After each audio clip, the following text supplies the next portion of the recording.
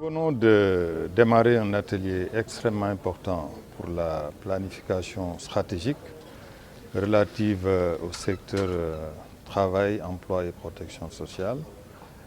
Nous avons eu au Sénégal à élaborer et mettre en œuvre 2 programmes pays pour le travail décent.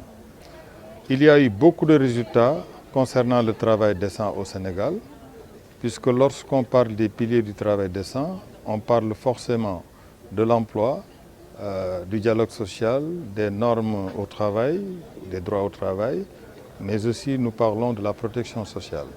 Alors du point de vue de l'extension de la protection sociale, il y a eu beaucoup d'initiatives qui ont été prises en charge par le ministère du Travail, notamment la mutuelle sociale nationale des artisans, qui a permis d'intégrer dans le système de protection sociale, par le biais d'un régime simplifié, un certain nombre d'acteurs. Il s'agit bien entendu des artisans. En matière de dialogue social et de négociation collective, on a eu un renouvellement progressif de plusieurs conventions collectives, dont la plus grande, la plus importante, la convention collective nationale interprofessionnelle, qui a été renouvelée, qui datait de 1982 et qui a été renouvelée en fin 2019 et qui est entrée en vigueur en janvier 2020.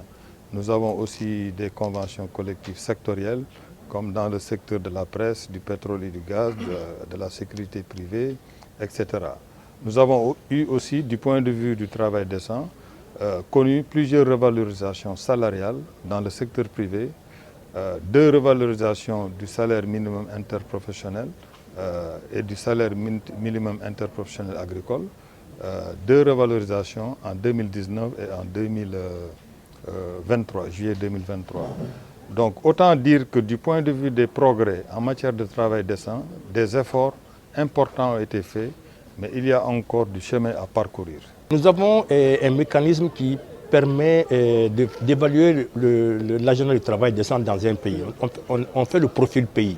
Le profil pays avec des indicateurs, au nombre, je pense d'ailleurs de 36, qui permet de savoir au niveau national sur les questions des normes internationales du travail, les questions d'emploi, les questions de protection et les questions aussi de dialogue social, comment est-ce que tout ceci est reflété. Et sur la base de ce profil pays de travail décent, on commence à formuler le programme pays de travail décent et c'est ce processus que nous commençons aujourd'hui.